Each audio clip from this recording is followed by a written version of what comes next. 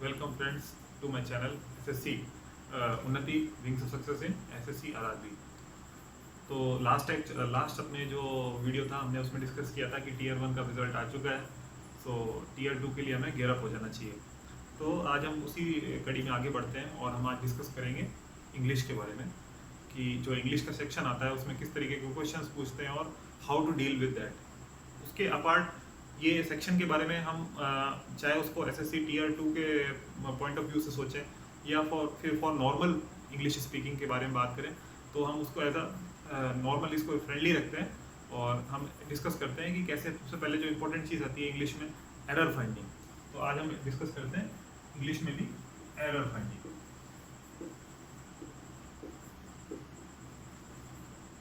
इसका बहुत सारे लोग जो है ना एरर फाइंडिंग्स जो सेक्शन होता है ना उसमें बहुत सारी गलतियां करके आते हैं। वो हमेशा कुछ ना कुछ उनको लगता है कि यार यहाँ पे गलती हो सकती है। वो तुक्का हमें नहीं मारना, हमें जो है ना अच्छी तरीके से सेंटेंस को पढ़ना है। कई बार क्या होता है जल्दी जल्दी क्वेश्चन अटेम्प्ट करने के चक्कर में हम हमेशा हड़बड़ी में गलत तरीके से सॉल्व करके आ जाते हैं। तो जैसा कि मेरे टीचर्स ने भी सिखाया और मैंने बचपन से जो चीज़ सीखी है वो है रूल ऑफ ईयर। सबसे इंपॉर्टेंट चीज़ जो इसमें काम आती है वो होती है रूल ऑफ ईयर। सबसे इंपॉर्टेंट हम लोग क्या होता है कि हमें हर चीज़ हम ग्रामेटिकली करेक्ट नहीं हो सकते हमेशा। कई बार होता है कि हमें एक सेंटेंस है ना वो पढ़ने से हमें समझ में आता है कि उसमें गलती कहाँ हो सकती है। ठीक है, जैसे हमने एक सेंटेंस लिखी,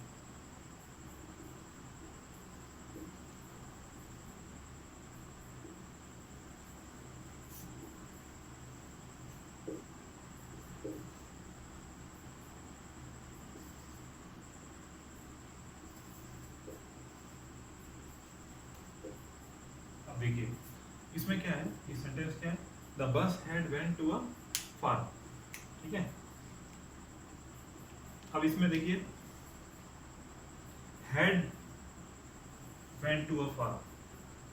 हैड कभी भी जैसे वेंट है ना, वेंट ऑलरेडी जो है ना ये पास्ट की, ये मतलब पुरानी बात को जब वेंट होता है ना, गो गॉन वेंट होता है ना, गो गॉन एंड वेंट, तो वेंट के साथ में हैड कभी नहीं आता। हम सुनते हैं ना जब भी हमें समझ में आता है कि अरे यार ये कुछ गलत हो गया, बस हेड वेंट कभी नहीं सुना हमने, है ना। तो ये अपना कान अपने को बताते हैं, मतलब रूल ऑफ द ईयर, इसलिए हमने कहा रूल ऑफ ईयर। जो कान को सुनने में अटपटा लगे तो सबसे पहले समझ जाओ वही एरर है।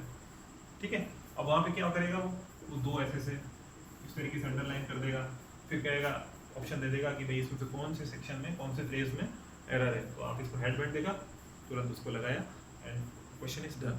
इससे ज़्यादा नहीं। फिर अगर आपने रूल ऑफ द ईयर में आपको सब चलो सही समझ में आ रहा है, तो इम्पोर्टेंट चीज़ क्या है कि आपको जो आर्टिकल्स यूज करते हैं ए एंड द या टू ऑफ, इसमें ए एंड द ये आर्टिकल्स, यूज ऑफ आर्टिकल्स में गड़बड़ हो सकती है।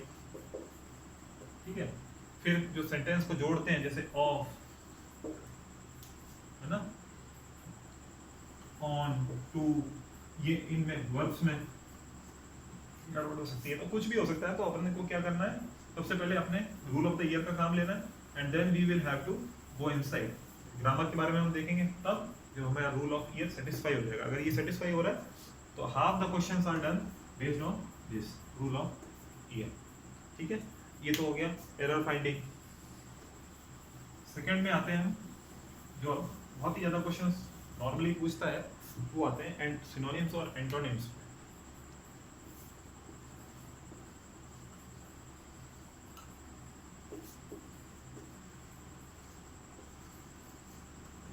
अगर इसको हिंदी में बोले तो समानार्थी और विपरीतार्थी। ठीक है, सिनोनिम्स मतलब सिन, सिन मतलब सिमिलर। सिन क्या है, सिन एक लैटिन वर्ड है जिसका मीनिंग होता है इंग्लिश में सिमिलर। तो सिनोनिम्स मतलब सिमिलर इन मीनिंग। और एंटोनिम्स तो एंटी, ए एन टी मतलब ये एंटी से आया हुआ है, ए एन टी, तो इसका अपोजिट इन मीनिंग। ठीक है, तो सिनोनिम्स और एंटोनिम्स हो गए। ठीक है, जैसे जैसे खुश को क्या कहते हैं, हैप्पी। तो हैप्पी के कई सारे हो सकते हैं, जैसे चीयरफुल भी हैप्पी होता है ना, या चीयरफुल हो गया, या ब्राइट को भी हैप्पी के साथ में कभी कभार लेते हैं, जैसे ब्राइट है, ब्राइट एंड हैप्पी, मतलब ये scene was looking bright, bright मतलब वो वहाँ पे वो उसके लिए नहीं करते हैं, वो हैप्पी के लिए कर देते हैं। तो या ग्लैड, ग्लैड भी हैप्पी होता है। इसी तरीके से अगर आप इसका अपोजिट लें, हैप्पी का अपोजिट, जैसे दुख के लिए क्या होता है, सैडनेस, तो सैड के लिए भी ग्लूम, ग्लूम शब्द का इस्तेमाल होता है ना। या डल का भी करते हैं, जैसे ब्राइट इधर होता है, हैप्पी के लिए एंटोनिम होता है, तो जैसे डल इसके लिए हो गया, सैड के लिए। इस तरीके से सिनोनिम्स एंटोनिम्स हमें काफ़ी सारे याद करने पड़ेंगे।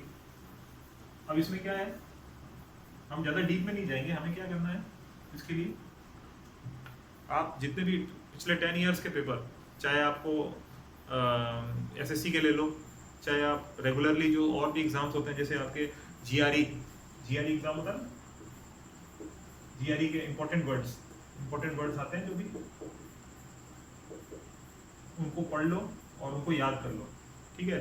हालांकि ये टफ प्रोसीजर है, जीआरई में बहुत ही अच्छा लेवल आता है, लेकिन फिर भी आप उसको पढ़ोगे तो आपके काफ़ी सारे कॉन्सेप्ट क्लियर हो जाएंगे सिनोनिम एंटोनिम्स को लेके, कि कौन कौन से शब्द हमें पढ़ने, क्योंकि डिक्शनरी तो बहुत बड़ी है, डिक्शनरी के ऊपर जाओगे तो इट इज़ अ वास्ट, बहुत नॉलेज भरी हुई है डिक्शनरी के अंदर।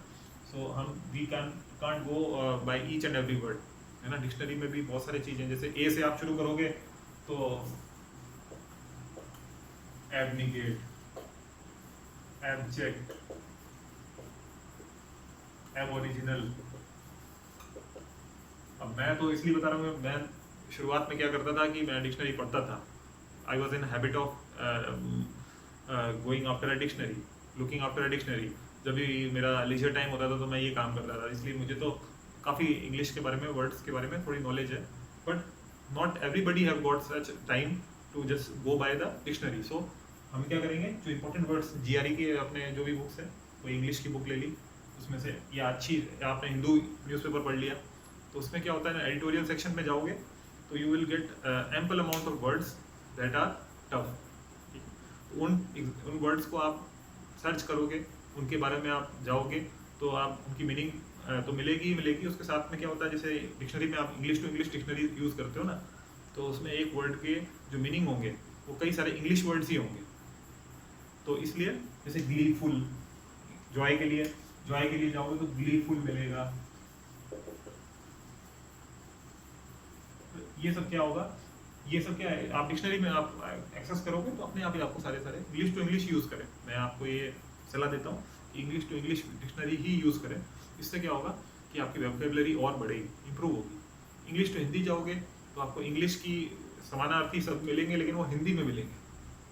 जैसे आपने देखा हैप्पी के लिए, फॉर एग्जाम्पल जा रहा हूँ, फॉर एग्जाम्पल छोटे से वर्ड के लिए, पीछे हैप्पी को देखोगे तो खुश, प्रसन्न, तो it has got nothing to do with our SSC tier 2 exam.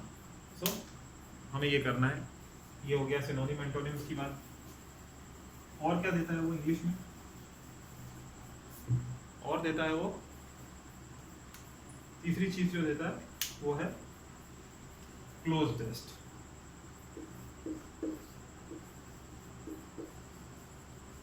अभी क्लोज टेस्ट क्या होता है, क्लोज टेस्ट का मतलब होता है कि एक पैराग्राफ होगा, ठीक है, उस पैराग्राफ में बीच बीच में डैश, उसमें क्या होगा, आपको सूटेबल वर्ड है वो उसमें इंजेक्ट करना है। ऑप्शन आते हैं, हर सब चीज़ के ऑप्शन है, लेकिन जो उसमें सूटेबल वर्ड लगे हमें केवल वो उसमें पुट अप करना है। तो ये 3 मेनली आते हैं इसमें। एरर फाइंडिंग आता है एक, हाँ चौथी चीज़ और आती है, वो है आपकी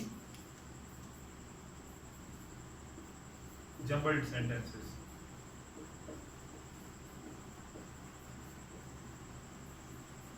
इनमें क्या होगा, जम्बल्ड एक वर्ड, एक सेंटेंस को तोड़ मरोड़ के 3-4 उसके पार्ट दे दिए और उसको हमें एक मीनिंगफुल सेंटेंस बनाना है, तो उसमें वो फ्रेजेस को ऊपर अरेंज करना है, ठीक है ना।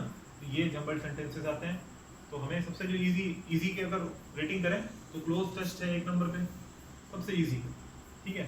फिर सेकंड नंबर पे हम आते हैं ये जम्बल्ड सेंटेंसेस, क्योंकि इसको भी अपन कर लेते हैं।